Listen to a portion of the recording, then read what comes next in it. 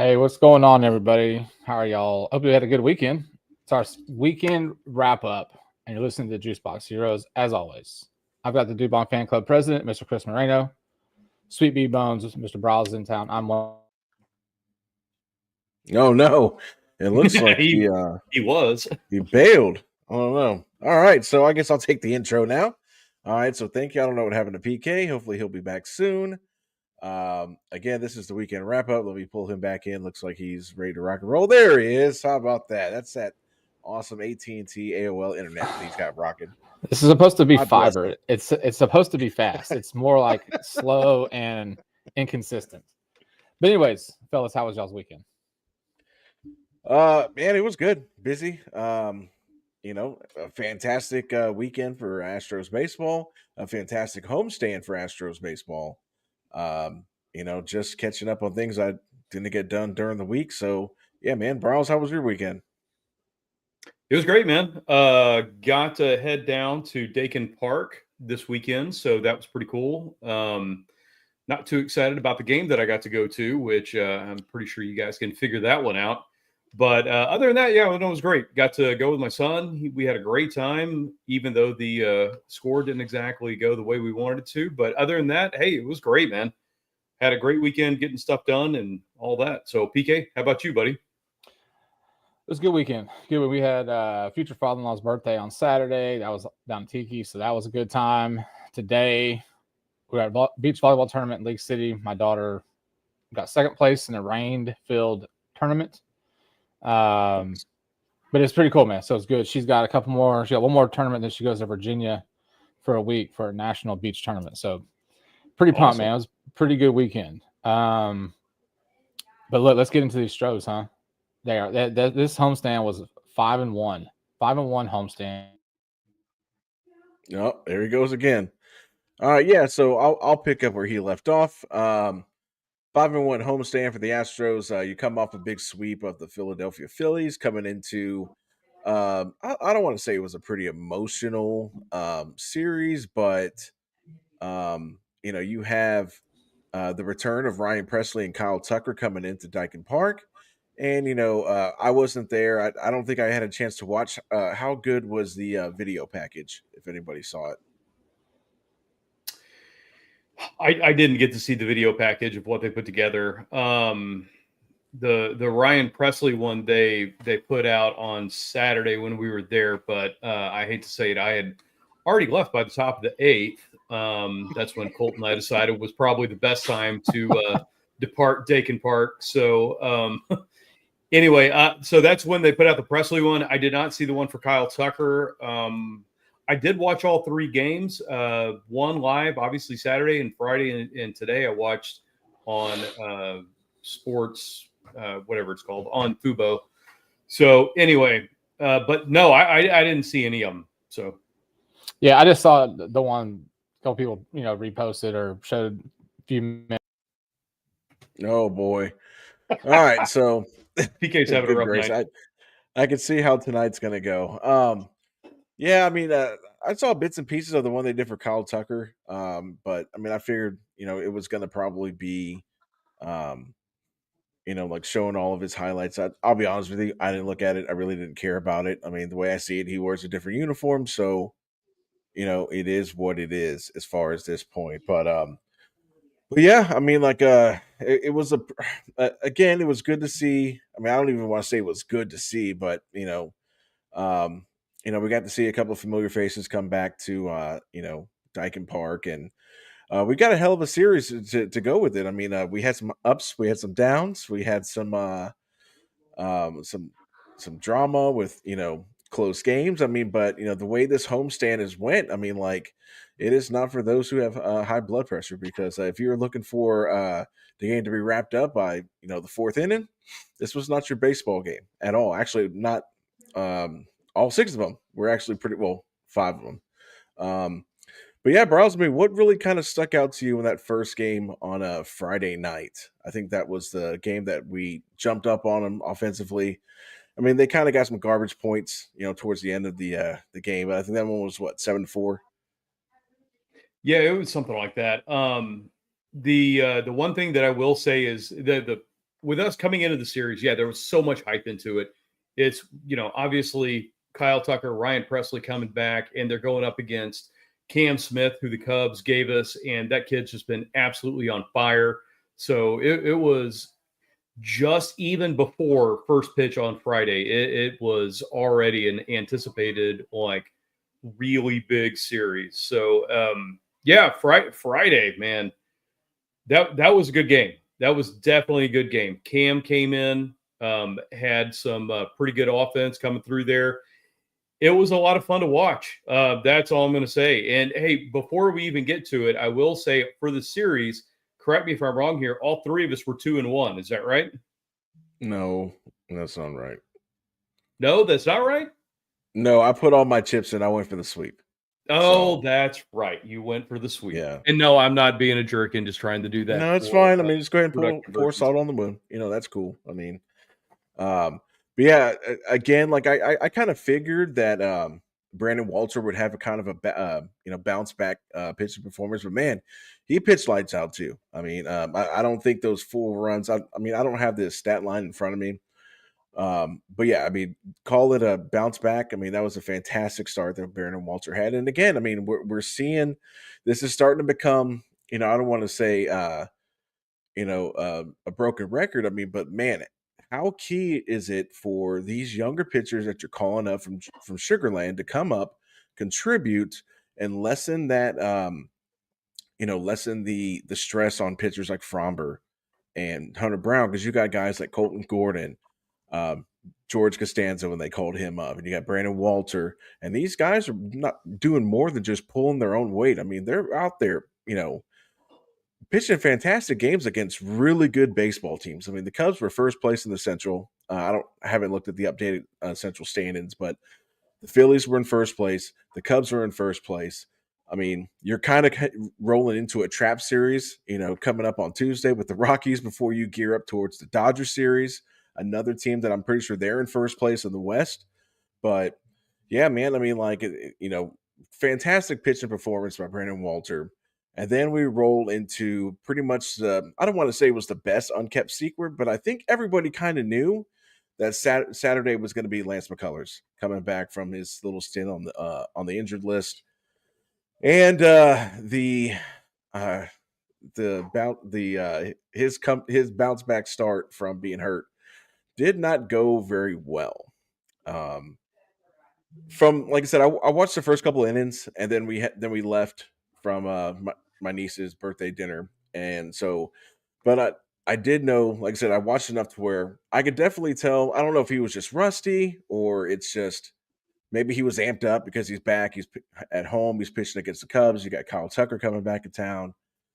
But yeah, he was just didn't have a lot of command. I mean, I think he walked 3 batters in a row, which one of the walks brought in a run, and then it just kind of imploded from there. I mean, you were at the game. I mean, so what was kind of the general feel throughout that start for Lance McCullers?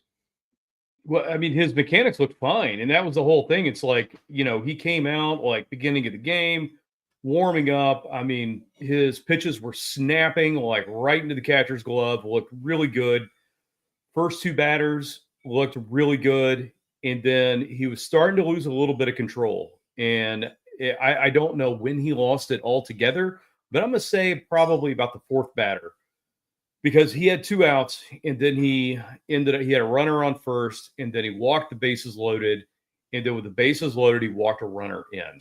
And he ended up getting out of it right after that. So he had minimal damage, but at the same time, when he lost control, he really lost control. And then after that, he kind of struggled, obviously, through the next couple of innings. And then you get to the 4th inning. The 4th inning was there's nothing short of a disaster. I mean, he was throwing BP is what he was doing. And then it was hit after hit. Seiya Suzuki had a triple in there. Kyle Tucker had a 3-run home run on him.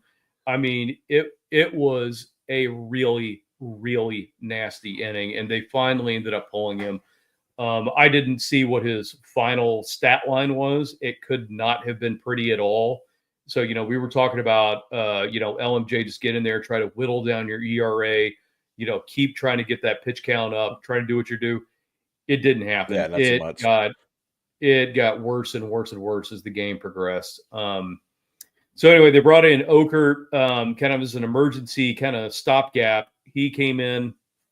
Any runners that McCullers had on base ended up scoring on Okert. And then anyway, after that, we ended up getting Gusto in. And Gusto did the best he could, man. He was in a really tough position, but, he came in. He actually kind of stopped the bleeding there for a little bit.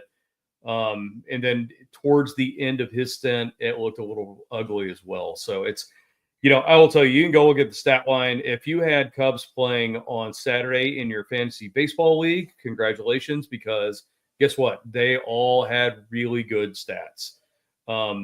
Probably headlined by Kyle Tucker and Pete Crow Armstrong, who looked really good as well. And like I said, Seiya Suzuki, who had that triple. I think he went 3 for 4 in that game. So anyway, long story short, by the bottom of the 7th, we decided to get up.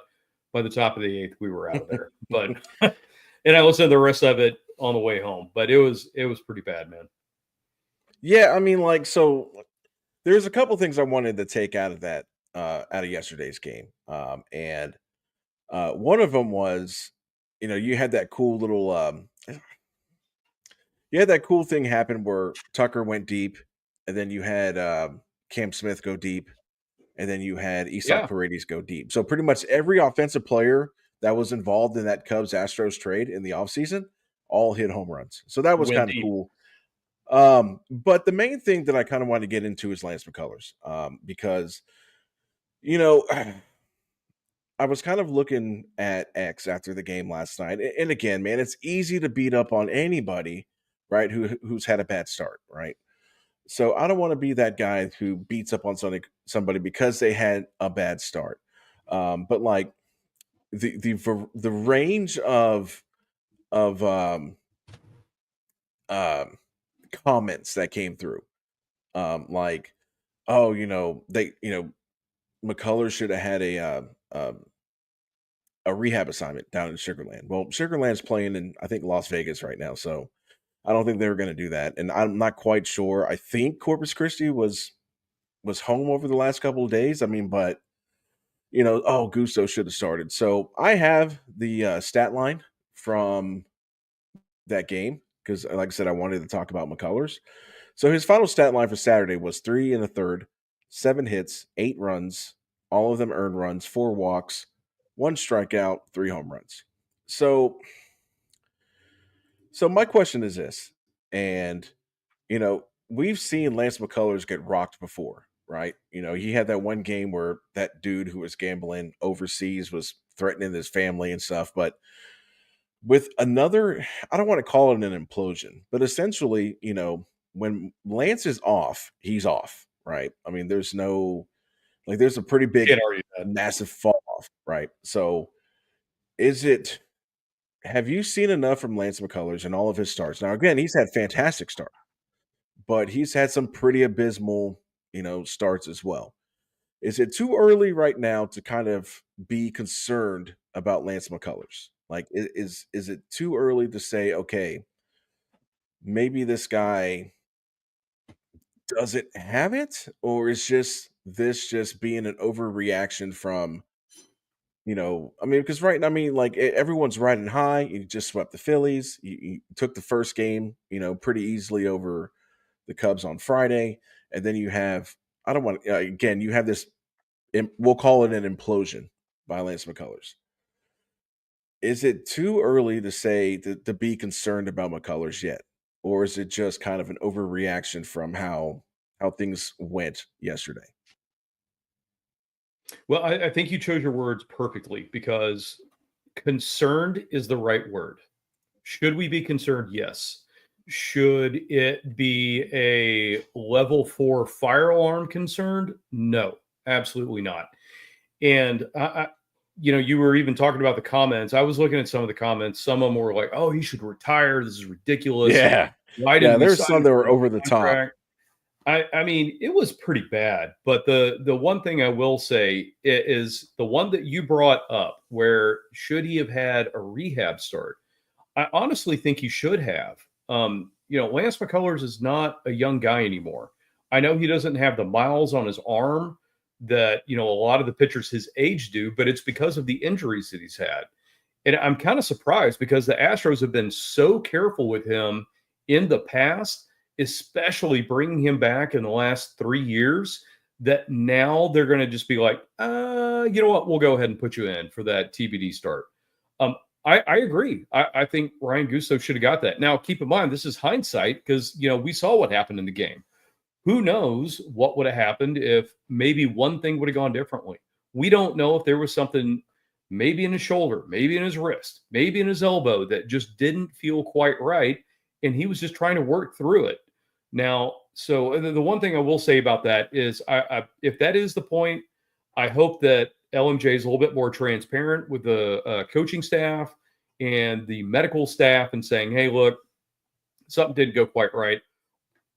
Take that over pride, or, from an Astros perspective in a management, just say, hey, look, we know you think you're ready, but hey, let's just take this a little bit slower. I know you're itching to get back in there, but hey, go take that one start. I don't care if he's going to single A. I don't care if he's going to Corpus Christi. I don't care if he has to go to Las Vegas and face the Aces on the road. I mean, that's really not that big of a deal, just as long as he gets to see those live hitting, or see that live hitting and actually see what his arm's going to do. Because I'm telling you, going in there and, pitching a simulated game and actually going in and facing live batting are way two different things. And even facing live batting, say, in a practice and going into a real game. So it's, I don't know if it was the pressure that got to him. I don't know if it was the injury wasn't quite healed enough. I don't know what the case may be. I will tell you this. For the first 15 pitches he had in the first inning, he looked great. His pitches were on. I mean, don't get me wrong. He was kind of going high in counts, but it looked like he was just trying to deal. That's it. He was trying to paint. So I don't even know what to say. So to answer your question, should we be concerned about Lance McCullers? I think the answer is yes. I don't think the level of concern is at an emergency level. I think it's at a concern of how healthy is Lance McCullers? Is he going to be able to contribute? And if he contributes, what is that position going to be? So does he need to take a step back and maybe look at, hey, I would be better suited in the bullpen? Or is it, hey, look, everything that I'm working with is totally fine. I just need to make a couple tweaks here and there, and then I can get right back into that starting rotation. And I don't think that's a question that anybody can answer except for the medical staff, the Astros management, and Lance McCullers himself. So we'll see what happens in the future. Listen, I wish the guy the best no matter what happens moving forward. And I really hope to see him back in that rotation and doing Lance McCullers things and snapping that curveball off. No, I agree with you 100%. Again, I know when we talked about Lance McCullers back in spring training, my thing was that you bring him back and you put him in the bullpen and he's your kind of bridge guy for like when you have, if you have to go. I mean, clearly we weren't expecting all these pitching injuries again that we've gotten the last 2 years. But basically having him being that bridge guy that goes, like if you have a Gusto that goes 5, then he's your guy that goes, 6, 7 and hands it over to Abreu and then hand it over to Hader. So again, I don't think he should retire. I mean, I think emotions were high. I think everybody wanted to. I think what it kind of boils down to a lot of these overreactions. I think is everybody wanted to sweep the Cubs to prove that we could, kind of stick it to Kyle Tucker. I think that's kind of, maybe I could be 100% wrong, but it could just be, hey, I want to sweep these guys just so we know that we're better off without Kyle Tucker. Right. And regardless, I mean, we won the series. So that should go to show you that, the Astros, their front office got the guys that, they liked in that trade. And they've been performing. So, with a lot of injuries. Yeah, with a lot of injuries too. I mean, so I mean, I don't know. So let's talk about today's game real quick, and then we'll get into a couple of juicy trade topics. It's one of my favorite things to talk about. So today, all you needed was a 2-run bomb from Altuve, win the game 2-0. Again, you're pitching Fromber. Again, another great offense that was shut out. So you're talking like in 6 games, you've had what, 3 shutouts? I mean, this pitching staff. I mean, who had on their bingo card that you would lose Spencer Irrigati, Hayden Wisniewski, again, Renel Blanco. And again, I know we give a lot of love to these younger guys that come up, but man, has Fromber is just, man, he's on another level right now. So you shut out the Cubs today. Hader 23 of 23, so I guess that record is still going. So he's been nails. I think he's officially shed his 2024 skin from last year. I mean, he has been every worth. He is right now. He's proven he is worth every bit of that $20 million that you signed him for right now. And so I mean, like I said, not a whole lot of offense. Pena again didn't play today. You had Dubon at shortstop. I really didn't pay attention to what he did today. So, but yeah, man, that's wrap up the series against the Cubs. Another series win, and I want to say I'm going to go on a limb here. I think the Astros have won every single series this June or this month. I'm sorry, every single series. That is fantastic. But we have a question back on McCullers real quick before we move on. Do you think he's still taking those? Thinking about it? I mean, I would like to think. I would like to think that by now everyone's like. I mean, listen. Every now and then you get someone who's a complete moron and they do stupid things, right? I mean, I think for the most part, I mean, I would like to think that everybody understands this is a game, right? I mean, so you have a bad start. I mean, I don't know. I'm hoping that's still not weighing on his mind. That that if he had a bad start, he's got to worry about people trying to threaten him or anything. I don't know. Browse, what do you think? No, I don't think it was. I honestly just his mannerisms that he had on the mound on Saturday. I honestly think that he was uncomfortable after pitch somewhere between 12 and 15. Something happened in there, and I don't know what it was, but he got uncomfortable, and that I'll leave it at that. I'm not going to say that like he was hurt, like oh my god, just like rubbing something to where the coaching staff was going to come out, but he looked like he was uncomfortable after that. Now, do I know if that was mentally of, having runners on base, because he most definitely did. Or was it, just something didn't quite look right. But to me, it looked like something happened between that middle first inning and then moving forward where he wasn't right. I really hope it wasn't something about, the back of his head, like threats and all that other kind of stuff. Now, did that enter his head maybe after he gave up that 7-run 4th inning? Sure did. Why wouldn't it? I mean, after what happened in the last one. But, listen, I really hope that everybody's kind of learned their lesson and just leave the guy alone. Let him go do what he's going to do. He's going to snap back and he's going to look good.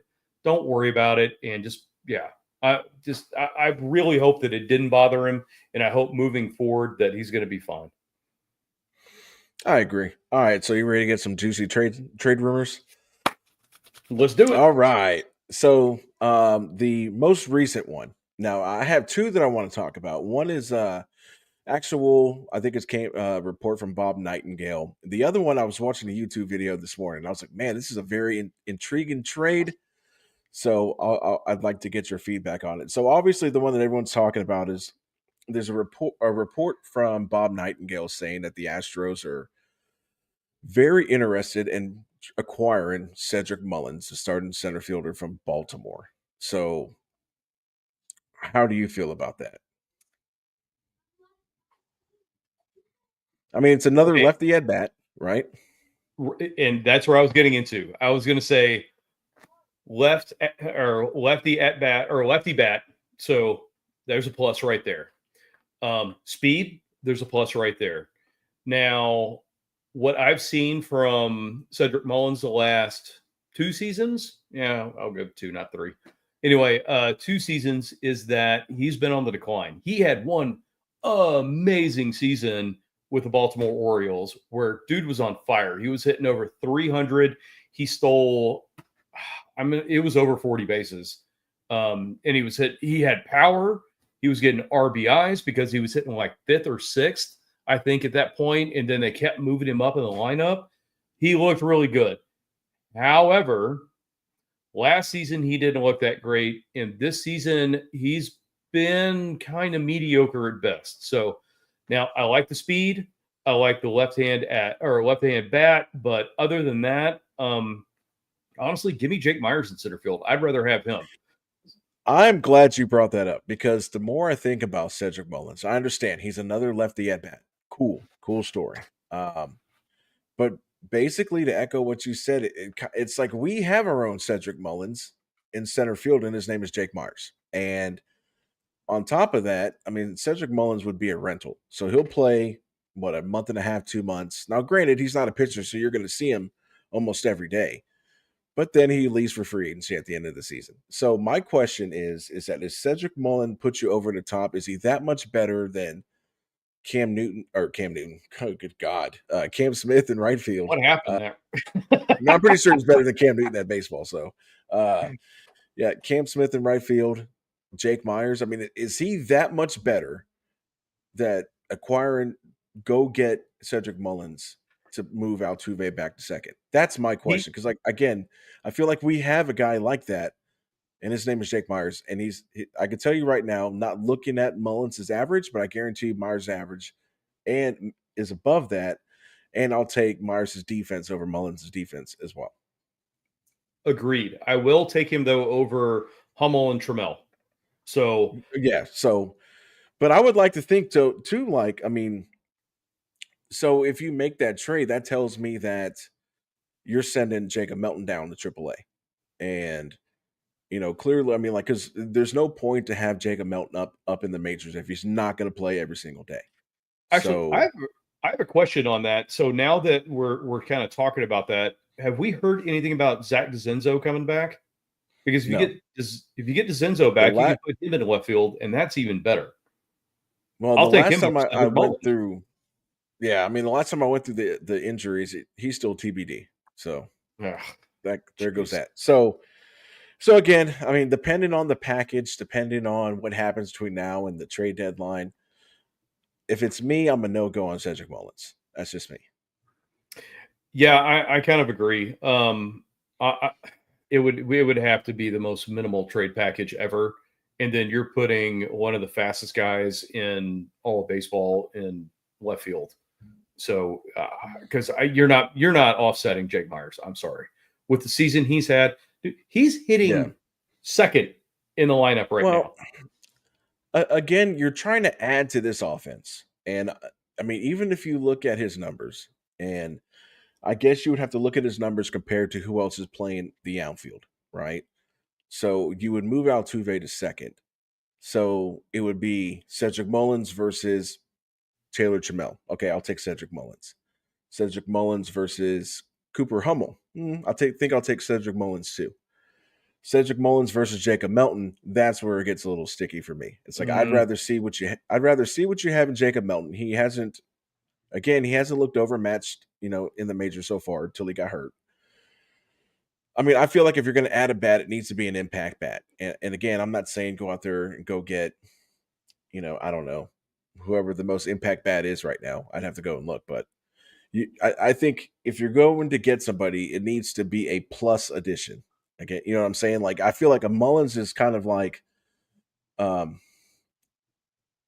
kind of like if the bar is here, Mullins is right there. Like, you're not getting plus production by bringing him in, right? All you're doing is you're putting Altuve at second, and then you're sending Jacob Melton down. But I don't know. That's just me. So here's the real juicy trade. So I was watching Jim Riley at Ballcap Sports on YouTube. I want to make sure I give him the credit for this one. There was a report that came out, I think yesterday, from the Pittsburgh Pirates. And they came out and they said that they're willing to listen to trades on anybody, with the exception of course, Paul Skeens. And the shocker also was Andrew McCutchen, which is weird because they've already traded him. So they traded him once before, like a couple of years ago. So that tells me that, okay, so that means one guy that I seriously thought was going to be a cornerstone would be O'Neal Cruz. So he's a guy, lefty at bat. He plays shortstop, but he's also transitioned to the outfield. Now, I get it. I totally get it. He is having kind of a down season, right? Now, I feel like he is one of those perfect guys that matches up perfectly with, a couple weeks ago, you talked about Sandy Alcantara. Not to mention this guy, I think he throws the hardest ball. I guess there's a metric for that. But the package, so I don't remember the trade emulator that he was using, but this is just based on value from basically would get you between his highest value and his lowest value for O'Neal Cruz. So here's the package that he talked about that the trade emulator accepted. Would you do this trade? O'Neal Cruz to the Astros for Spencer Arrighetti. I can't for the love of me, I can't remember this kid's name, but his last name is Baez. He's down playing in Corpus Christi. And Meyer, who's playing, I think he's in Asheville. So essentially you're giving up, no, they're tourists. So essentially you're giving up Spencer Arrighetti and Luis Baez, that's his name. It's Luis Baez, who's an up and coming, he's got his big attribute is, power. So he's a young power hitter. When we went to the Hooks game a couple of weeks ago, his batting average was like 220. So he's still, and I think he just got called up to Double A like a month ago.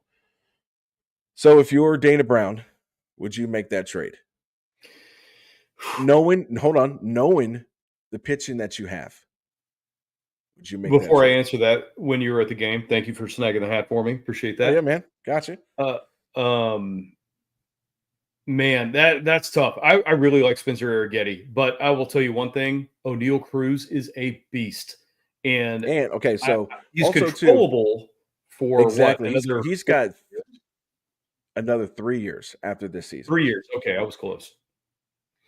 So yeah, yes, I'm taking it. I'm taking that all day long because let me tell you, it's. Right now, he's with the Pittsburgh Pirates. A lot of the Pittsburgh Pirates right now are not happy. I've seen O'Neal Cruz just ball out the last 2 seasons and just absolutely regretted not drafting him in my fantasy baseball leagues. So, yes, I 100% will do that, especially the fact, like you said, he can play shortstop. That's his natural position, but will go to the outfield. Dude's got all 5 tools, and he has got some power like I haven't seen in a long time. When he gets into one, got a cannon. He's got a cannon. He gets in. Oh my God, yeah. And he looks like oh God, what was the guy that we had in right field like a long time ago? He used to be a pitcher for the Cardinals. Anyway, Rick Ankiel. Thank you. He's got like an Ankiel like cannon coming out of right field. So yeah. I like that trade a lot. He fits in exactly where we need him, and then move Cam over to left field, put him in right, and call it a day. Yeah, I mean, this year he's hitting. I looked at his stats real quick. He's hitting like 205. I didn't get into like all the metrics and stuff. I just looked at his batting average. I mean, but like I think a lot of that is he's playing for the Pirates. That front office is doing absolutely nothing to make that team better, and I think he's one of those guys that the second that he leaves, if, and again, and I'm not saying this is the package that would get it done. I mean, obviously, if you're Pittsburgh and you're a smart general manager, you're going to try to trade your pieces and get as much back as possible. So, I mean, like Dana Brown could offer this to the Pirates, and the Pirates could be like, "That's a cool story. Kick rocks." So, for this trade emulator, I think I agree with you 100%. I would pull in the trigger on this deal because I know that I have guys like Colton Gordon and Brandon Walter. You still got AJ Blueball. You still got Miguel Uola down in AAA. So, I mean, like, we're one of the few teams that have and it's just crazy to think about it because we're not even naming guys that are hurt, how deep we are at pitching. So, and especially with it's always a pitcher's market. I think I would also pull the trigger on that trade. But all right, guys. We're already at 35 minutes. Let's go ahead and shift to this off day tomorrow, and then we roll into what I'm calling a super duper trap series. So going back, let's pull this up. This is our updated stand-ins. I went for the sweep. I took the L.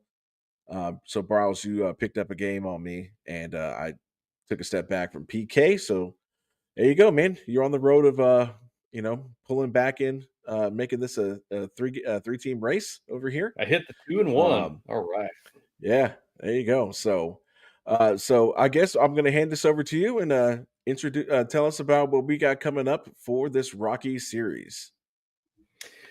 All right, guys. So obviously, like Chris said, day off tomorrow, Tuesday, July 1. Colton Gordon 3-1 with a 3.98 ERA against Dollander to an 8.606, and then Wednesday, That's what I want for my pitching.